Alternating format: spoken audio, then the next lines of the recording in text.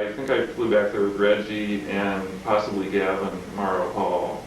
And so it was kind of like the three of us and Bob Doyle and Charles Hacker, I seem to remember. I think they kind of took us around. And it just, I don't know, we just did a neat little tour. This is sort of before the main part of the convention. We had a really nice, tour of the city and stuff with them. And just so welcoming, and really, and all the people that I got to know there, that was,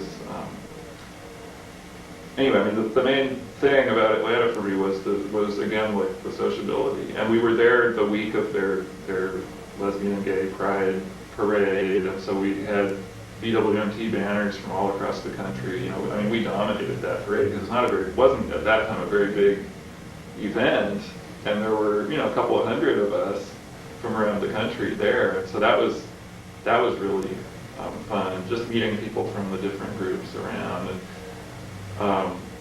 all the the workshops and all that, and all the events and the banquet and stuff, and where people would, there was a real sense of each of these chapters had a real identity and sort of pride, and they were known for something, and they kind of, they'd all have matching T-shirts or whatever, and it was a new experience for me. I'd never been to that kind of a gathering, I guess, before.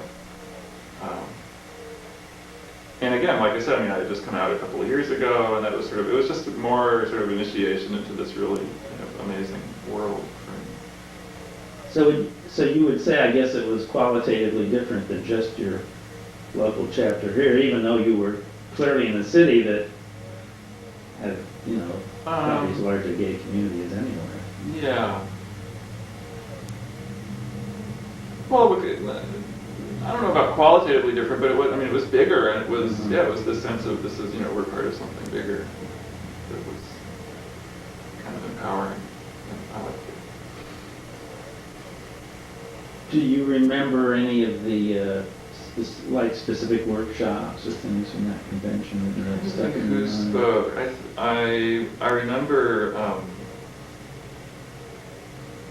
Minnie Bruce Pratt was one of the invited guest speakers. I don't know if she spoke at which session, if it was the banquet or sometime earlier in the week. And I guess that's something that's impressed me about when I've been to conventions, is the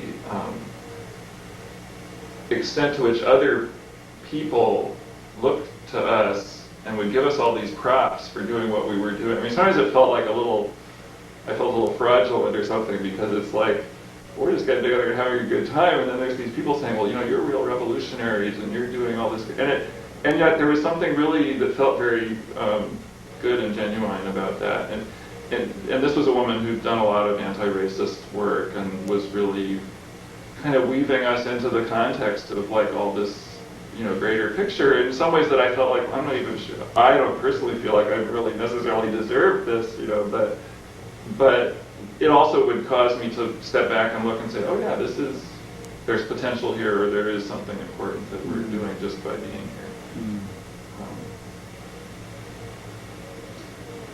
Well, that was Atlanta. The next year Was LA. was LA and the board. And what happened there? What do you remember about that? My main memory of Los Angeles is, like I told you earlier, is lugging my K-Pro supposedly portable computer, but weighed at a time because it was like made out of stainless steel, or whatever. It was like this little suitcase. And taking that, and I had it in my hotel room, because I knew that there was, because I had all this document on my little floppy disk. You mean the bylaws? The bylaws changes and the amendments, and there was this whole elaborate package of proposed amendments that would set up this whole board structure, and I knew that there would be a lot of tinkering with that. So I had my computer, like I said, set up in the hotel room, and was making changes as we talked about stuff. Were those proposals made before you got to convention? I think they must have been. My specific memory of this is obviously, as you can see, pretty poor. I'm remembering that, I don't know if there was something that had been circulated to chapters, or if just the idea had been, and then because I don't remember, how did we create we must have created the board out of this larger, you know, what became the House of Delegates. Mhm. Mhm. And of course, the structure that was set up was that there was the board, the officers and the board, and then this House of Delegates. That still, and the whole, you know, way that, I mean, the whole way that chapters were represented was already set up in terms of number of, you know, the weighted votes and all that kind of stuff. So you, so the board was adopted, Mm-hmm. the board concept, and elections were Elections held. were held. I'm trying to think if I was involved in. Well, you weren't involved because you were a I candidate. was a candidate, so I wouldn't have been. I must have been you, yeah. No, what happened was Gavin Morrow Hall and I were the elections committee. Yeah. Apparently they assigned committees by chapter in those Oh, days. okay. And we were the committee. Well, because the and idea then- was that then because you'd be a, you know, rather than having to work with somebody Right. across the country, you'd be with somebody in your own city. And then he ran, so I was left That's right. with Francis Oh, Gibson. that's right. So you ran, But Francis Gibson was on the board too. not then. Oh, okay. It was later. Well, he went on later. Okay. So you were elected Yeah. to a 2-year term, were you? God knows. Well, how long were you on the board? See, that was 85. I think I was on the, I may have only been on the board until 87? Yeah. Yes, but 2-year it's just term. been a 2-year term. Remember, there were 2-year and 1-year terms. Yeah, so it's probably a 2-year term.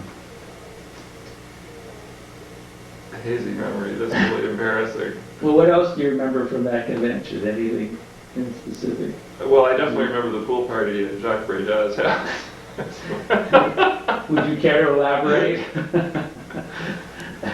Oh, it would, no, just, I mean, just that was, you know, a wonderful, sunny Los Angeles day, this pool, and all these naked men.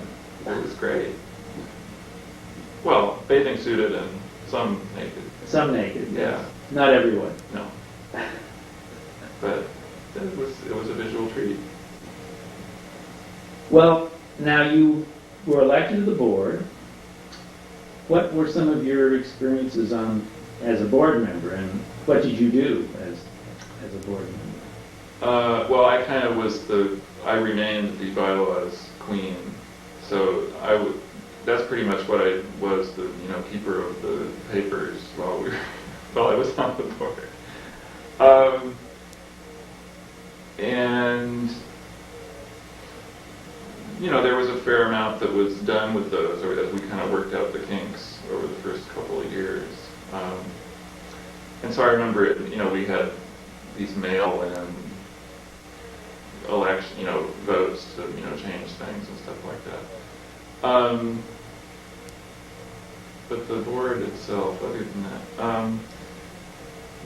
again, for me, it was kind of a neat opportunity to, I mean, both conventions and also these board meetings, which would be held in different cities, were interesting opportunities for me to go to different parts of the country that I hadn't. It's not like I'd never been anywhere, but these were, you know, places that I hadn't. I mean, I remember a board meeting in Denver one time. I'd never been there, and one I remember that we had at Dean Miller's house outside of Pittsburgh. He had formed the Pittsburgh chapter, but he didn't live in Pittsburgh. He lived in some little town there in western Pennsylvania. He flew into Pittsburgh and drove there.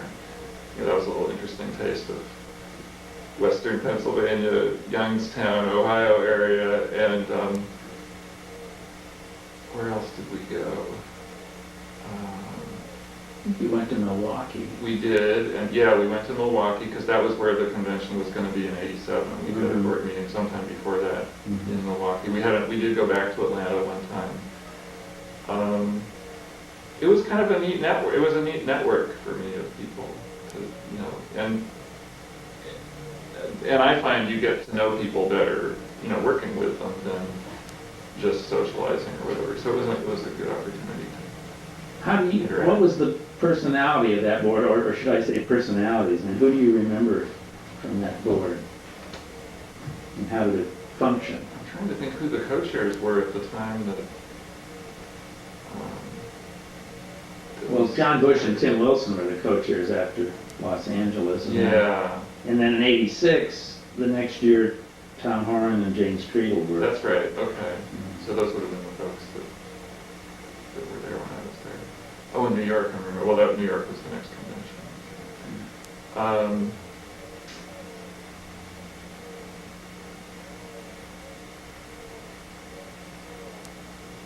Yeah, I mean, there were certain parts of it that were frustrating, because I think it really drove home for me that this was a totally volunteer organization, and we could talk.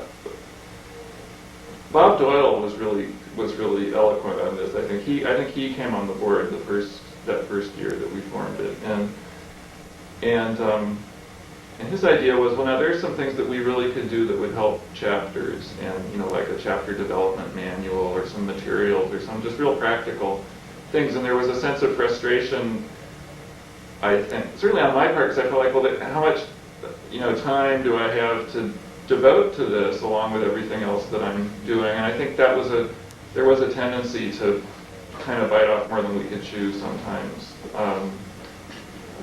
to really take on. Am I drifting out of the frame? No, you're not. Just checking. So there was a frustration at lack of follow through, I think, and then this idea of having like little subcommittees to work on things. I mean, like I think my bylaws thing was, there was a bylaws, subcommittee of some kind, but I don't remember as a practical matter really being able to, get other people involved. So there was a certain kind of frustration. One thing I did get involved in, and the other thing that I did besides this bylaws stuff was, at some point, the national phone, this was before we had an office, there was a national phone number that went into Michael Smith's house, and he needed, for some reason, he wanted to get that out of his house and get it somewhere else, and I ended up volunteering, and so I ended up having a phone line put in to the house here and a machine on it that would answer for the National Association of Black and White Men Together, and people would phone with inquiries and things like that, and I was sort of and I think, and maybe it was also the quarterly, or people would call about the quarterly because that was what they had heard of, and so I would pass on quarterly calls back to Michael, but then there were inquiries about the organization, and so we had like I had a form letter and some things that I would send out to people with like a little brochure. And at some point, I also ended up we were also getting the national mail here. I think our mailing address was San Francisco. And so Tim Wilson was living here, and I think he and I were sort of responsible for picking up the mail too. And so people would write to us from literally all over the world. Mm-hmm. And I had like a letter that I would send back to people and some material or whatever. But a lot of times it was like people looking for pen pals and stuff like that. And that was interesting, to try and sort of farm those out or to have a response, to people. And then also people would be writing saying, I live in, Milwaukee. Is there, and so that felt good because that was about, you could then write back and say, oh, well, we have a chapter in Milwaukee, here's their address and phone number, and then send a carbon copy, it was still carbon paper, carbon copy of that to the chapter saying, here's somebody in your area who's interested, and, get in touch with them or whatever. I remember a very gratifying experience at one convention,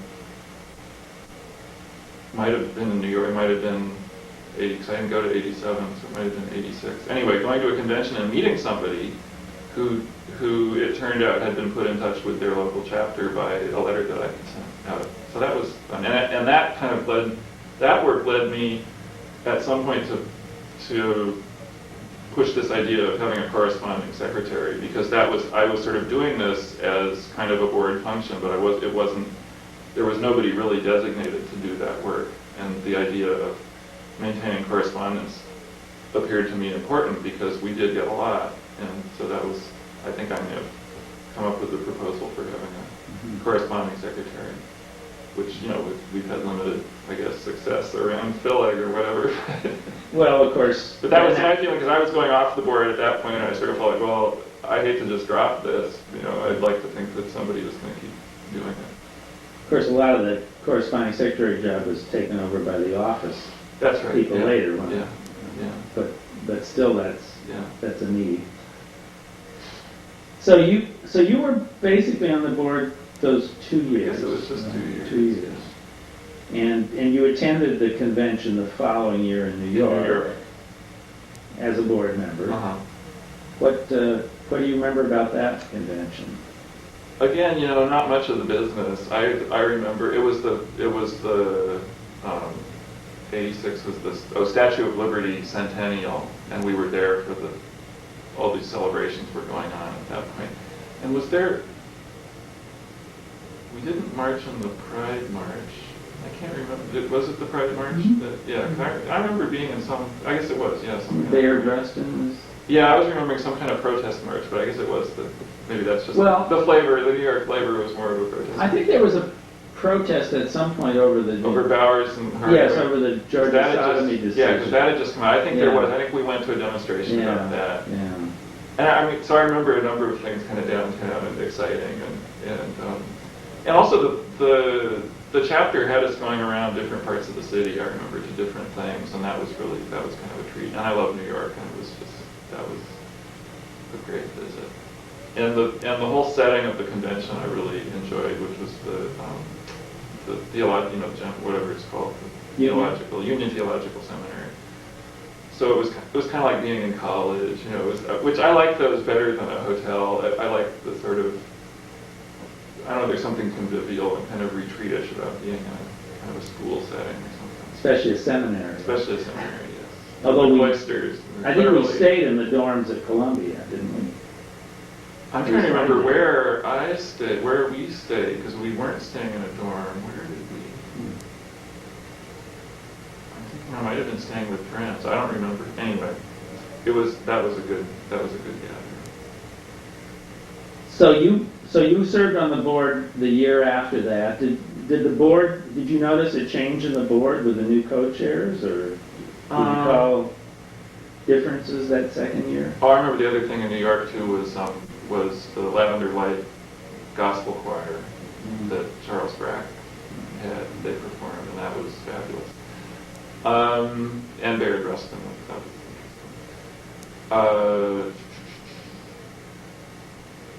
A change in the board. I think it might have been, that next board meeting might have been the one in Pennsylvania. No, I can't remember a real striking change, like in the makeup of the group. I remember what I did that year, at some point anyway, leading up to the 87 convention, was we had the whole controversy of the name change for the organization was a big deal that year. And in fact, in New York, there had been a whole lot of discussion. And I can't remember if MACT New York had already changed their name to MACT as early as 86. I just don't remember, but I think they might have, because I think that was interesting. Well, yeah, this is bringing to mind actually a whole thing going back to Atlanta, the whole kind of social/political dichotomy writ large was this whole thing kind of between the Atlanta and the New York chapters. And I remember, because another big thing of the Atlanta convention was the whole controversy over the Confederate flag. And no, excuse me, that was at the Los Angeles convention. Well, no, the flag controversy. Well, no, the party, the original party was in Atlanta. Was it not? Or I may be wrong. No. Where the Atlanta chapter had a party, and it was in the LA. Okay, well, it was LA. Oh, so it was between LA and but it was the Atlanta chapter, but LA convention, and New York was the next year. With the hanging of the Confederate flag on the hallway, and some people were just totally, couldn't believe that this was happening, and then the Atlantans saying, well, this is, part of our heritage or whatever, and it was like a culture clash. I mean, it was like this, people just from different planets, I guess, politically having to deal with each other. And that's the potential beauty of something like this, is that it's just, you're bringing people together who, are really coming from different places, but there can also be a lot of heat generated and sparks and, hurt feelings. And we had, definitely our share of that in the organization over things like that. But anyway, so think of New York. I remember there was some little bulletin board display or something at the New York convention about proposal for a name change or whatever, and then there were people had written things up, opposing it, and anonymous, postings and stuff. but the controversy was very live, and what the board decided to do was to form a blue ribbon commission. It was a name change commission that was a few people on the board, including myself, who would look at the issue and sort of come up with some kind of proposal to be considered in Milwaukee. And I ended up writing the proposal that was to come to the Milwaukee Convention, and we weren't recommending what we did, because there were all these people submitted all these ideas about different names and stuff like that. We had a whole list, and we went through them, and the decision, and this committee was me and Michael Fu and Don Moses and maybe Ollie Lee Taylor. I'm not sure if he was. I think there were 4 of us. But I ended up writing the final sort of document, and the decision that we reached was that we weren't recommending a name change, but that what we did feel that we could comfortably synthesize out of all the input that we had gotten. I think there was a questionnaire that went out and we got them back. What we could comfortably synthesize was to say that where the organization was at was that it was kind of a contest between BWMT and MACT, and that we would kind of put all the other things to one side and say that this is sort of the debate or whatever that needs to happen. Now, I wasn't at Milwaukee because Kalu had died that year, and I was finishing law school. There was just a lot going on, and I ended up not going to that convention. So I wasn't around for all of that, and I don't even know what part that little report that we wrote, played in it. I sort of got a sense afterwards that it didn't play a whole big part in it, or that most people hadn't read it, or I felt it was very carefully put together. But that was kind of what I was focused on, at least that spring, I guess, leading up to that. And that was pretty much, I guess, when I went off the board. It was in '87. Did you have a personal view on the name change? I think it was a really good excuse for me to kind of see both sides of that issue, because that's what we did, was we kind of set out the arguments for each. Mm-hmm. After kind of getting out of the way the idea that, well, yeah, they're both men, so we're not proposing a gender inclusive name, and we kind of put out reasons for that this was looking at the organization, to fairly say what we're about. Not that we exclude women, but that it's, pretty much a gay men's organization, and that's kind of what the issues that we've come together around, and the interracial stuff, and that this was the question. And so we put a lot of the arguments for black and white men was that men of all colors had a tendency to dilute the black presence and the black experience, and that there were those who felt very strongly, and Michael Smith was one of them, that for better or for worse, that's what racism is about in the United States, is about blacks and whites and the legacy of slavery, and that it's a peculiar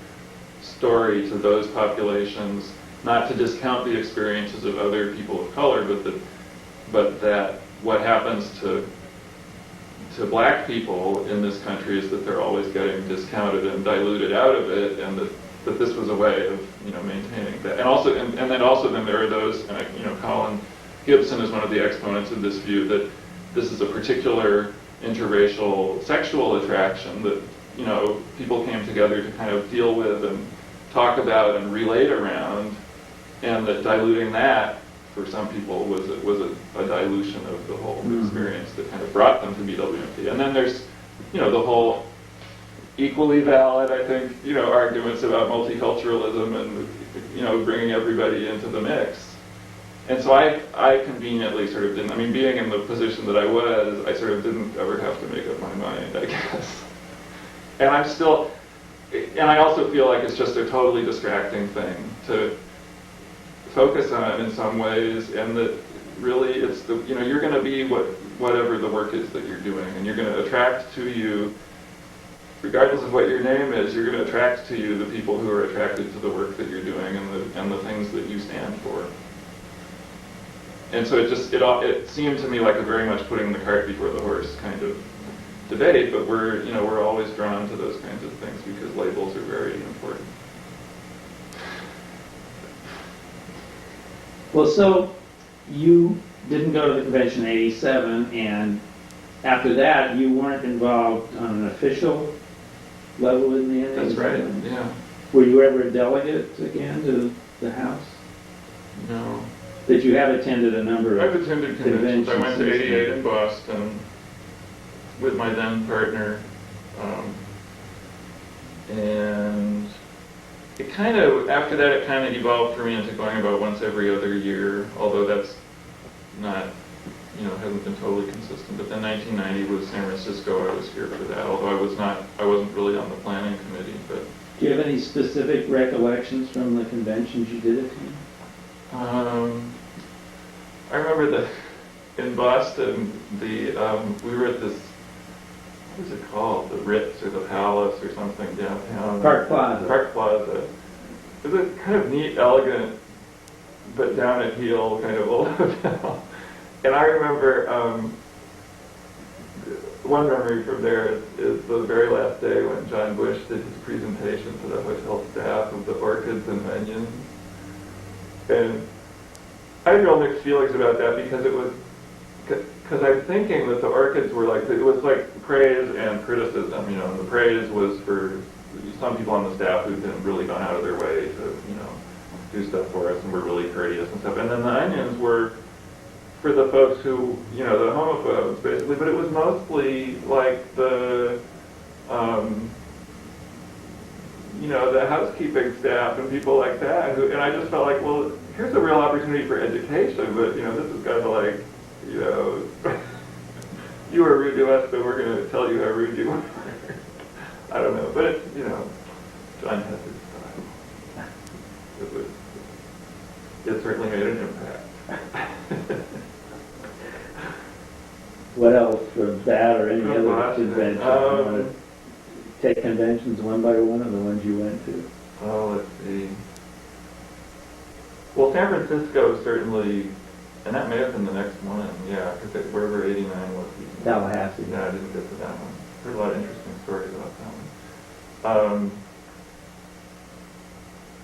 Well, San Francisco, I liked, again, the fact that it was wasn't in a hotel, it was at San Francisco State University, and that I thought that worked out really well as a location, although it was a little removed from, downtown and all the action, and I think people may have felt a little cut off by that, but on the sense, but in that sense it has a nice retreat feel, and certainly San Francisco is easy enough to jump on a streetcar and be, at the Castro in 10 minutes, so.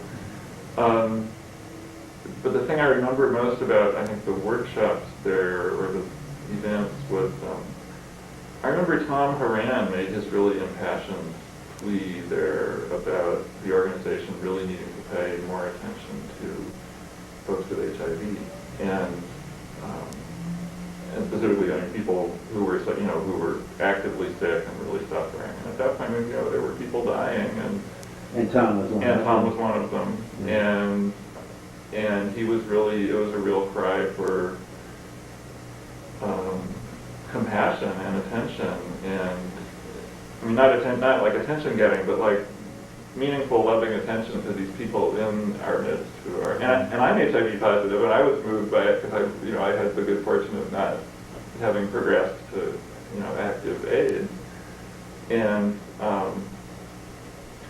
I think it was a real timely thing, and I think it moved a lot of people, and out of that, I think came a certain amount of, I don't know if the